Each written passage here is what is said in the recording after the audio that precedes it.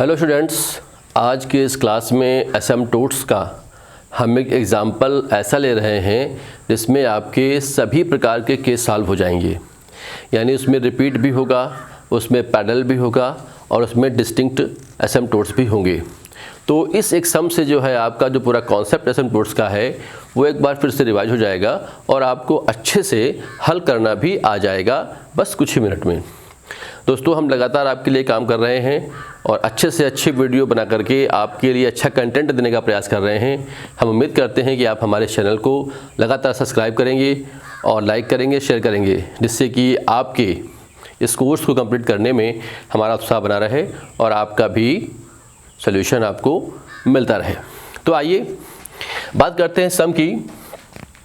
मैंने आपके लिए सम लिया हुआ है x square x minus y का whole square plus a square x square minus, ये सम आपको दिया गया है।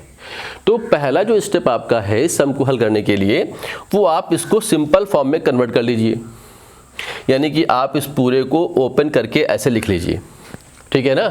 जब आप इसको पूरा ओपन करके ऐसे लिख लेंगे तो आपका सम जो है इस तरह से तैयार हो जाएगा।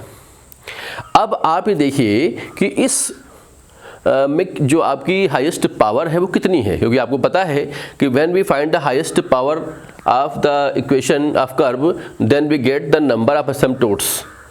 ठीक है, तो हम देख रहे हैं कि जो इसमें मैक्सिमम पावर है वो देखिए 4 यहाँ पर भी है, 3 1 4 यहाँ पर भी है, 2 2 4 यहाँ पर है, यहाँ सिर्फ 2 ही है, 2 है और यहाँ पर भी 2 है। तो इसका मतलब ये हुआ कि जो मैक्सिमम पावर इसकी है डिग्री जो है वो 4 है।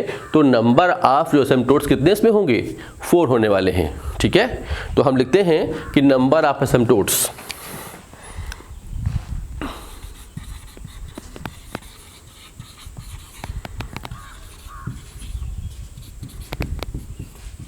तो नंबर आपके जो एसिम्पटोट्स हैं वो आपके 4 हो गए। इसके बाद मैंने आपको सिखाया था कि आप इस इक्वेशन ऑफ कर्व में ये देखेंगे कि the highest power of x and highest power of y has variable और कांस्टेंट।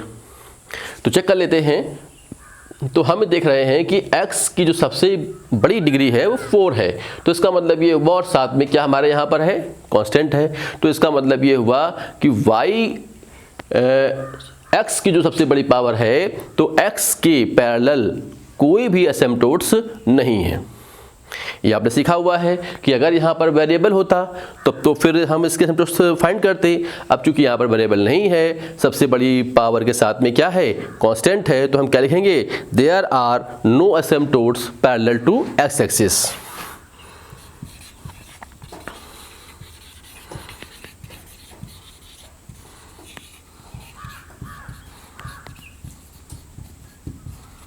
ये लीजिए। अब सिमिलरली फॉर y, अब हम y के लिए भी चेक करेंगे, लेकिन y में हम क्या ऑब्जर्व कर रहे हैं कि जो y का सबसे बड़ी पावर है वो है स्क्वायर। एक टर्म आपका ये भी है और एक टर्म आपका ये भी है, लेकिन ये टर्म वेरिएबल तभी है जब ये टर्म के साथ में क्या है, वेरिएबल लगा हुआ है। मतलब y स्क्वायर की जो सबसे बड़ी, मतलब जो y की सबसे बड़ी डिग्री है वो है स्क्वायर, और स्क्वायर के साथ में हम क्या देख रहे हैं कि यहाँ पर वेरिएबल है। तो इसका मतलब ये हुआ कि एसिम्पटोट्स पैरेलल टू y एक्सिस इसमें है। तो हम लिखेंगे यहाँ पर एसिम्पटोट्स पैरेलल टू y एक्सिस। अब हम जो ये टर्म देख रहे हैं और जो ये टर्म देख रहे हैं दोनों से y स्क्वायर को कॉमन निकालेंगे। तो जब आप कॉमन निकालेंगे तो आप क्या लिखेंगे इसमें, आप coefficient of y square equate to 0। तो क्या मिलेगा आपको, x square minus a square equal to 0 implies that x is x plus a and x minus a। It means x minus a is equal to 0 and x plus a is equal to 0। ये आपके जो एसिम्पटोट्स मैंने निकाले हुए हैं ये parallel to y axis निकाल दिए मैंने। ठीक है, अब यहाँ पर आपने क्या देखा कि x के लिए नहीं थे लेकिन y के लिए यहाँ पर थे, वो मैंने निकाल लिए। लेकिन मेरे पास कितने हैं, 4 हैं। तो इसका मतलब ये हुआ कि अभी हमको 2 और चाहिए।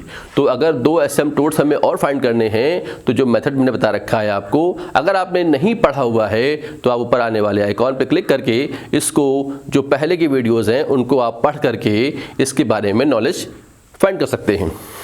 आइए बात करते हैं कि जो बाकी 2 बचे हुए हैं उन्हें हम कैसे निकालने वाले हैं। तो मैंने बताया था आपको कि आप इसमें क्या करेंगे, पुट करेंगे y is equal to m and s is equal to 1 और फाइंड करेंगे phi nm, phi n minus 1m, phi n minus 2m। n हमारा क्या है यहाँ पर, डिग्री ऑफ कर्व 4, यानी हम क्या करने वाले हैं, put s equal to 1, y equal to m और हम फाइंड करने वाले हैं क्या, phi 4m फाइंड करेंगे हम, phi 3m फाइंड करेंगे एंड सो ऑन। तो हमारा काम बनेगा इसमें, ठीक है। तो आइए हम लोग क्या निकालते हैं, पहले हम निकालते हैं phi 4m। phi 4m का मतलब, अब यहाँ पर आपको थोड़ा सा ध्यान देना पड़ेगा ताकि आप कंफ्यूज ना हो। कैसे, देखिए एक टर्म आपका ये आपका मिल पा रहा है मुझे, ठीक है, एक टर्म आपका ये मिल पा रहा है मुझे, एक ये मिल पा रहा है। ये जो 3 टर्म हैं इनकी डिग्री कितनी हमारे पास है, 4 है।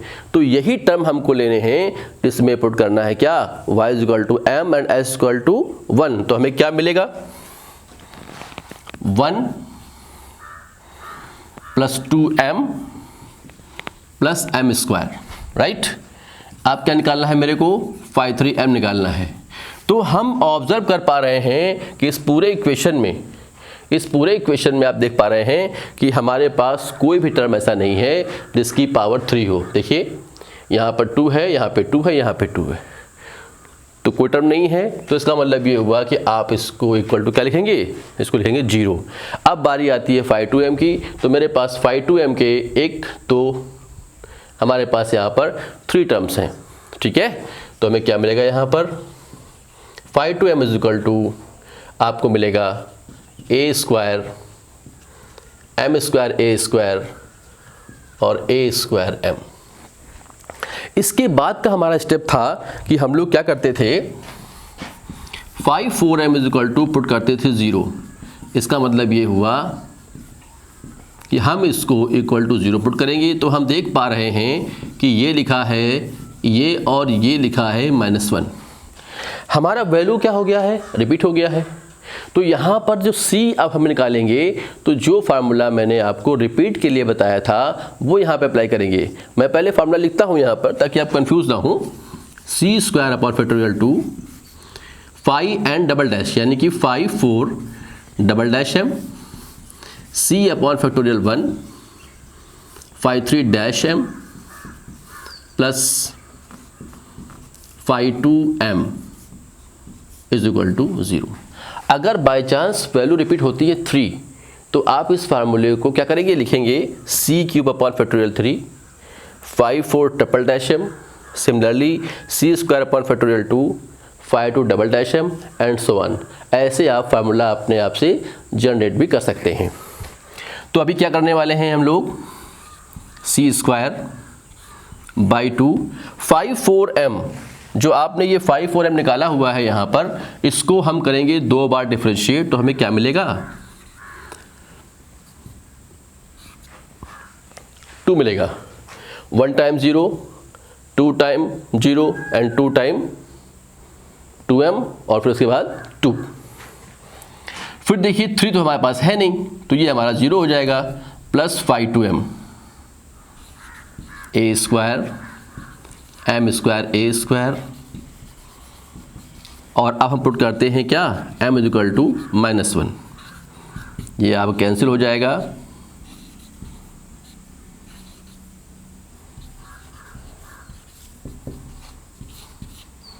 ये आपका आ गया c square equal two plus minus a। अब देखिए अब आपको इससे क्या मिल जाएगा, यहाँ पर y इक्वल टू आप mx प्लस c में वैल्यू पुट कर देंगे। m क्या मिला है आपको, माइनस का 1 x और प्लस माइनस का a। देखिए 2 आपको ये मिल गए हैं और 2 आपको मैंने अभी निकाले हैं आपके लिए, 2 आपको ये मिल गए हैं। ठीक है, तो आप कैसे लिखेंगे आंसर? आंसर आपका हो जाएगा x प्लस ए बराबर 0, x माइनस ए बराबर 0 और y minus X plus minus A बराबर 0।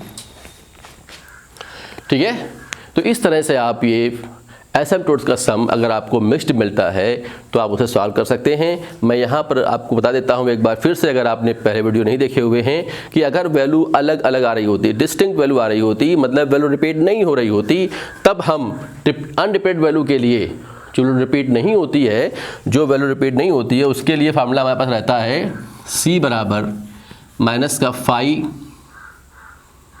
n minus 1 m upon phi n dash m। ये फार्मूला आप याद रखेंगे और इस तरह से आपका जो एसिम्पटोट्स का जो आपका स्टेप है वो एकदम से क्लियर हो जाता है। समझ में आपको आ गया होगा।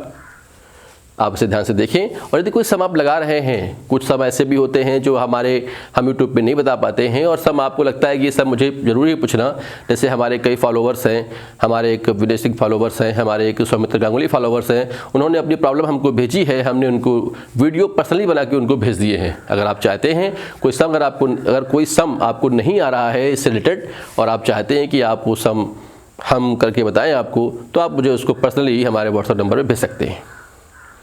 ठीक है।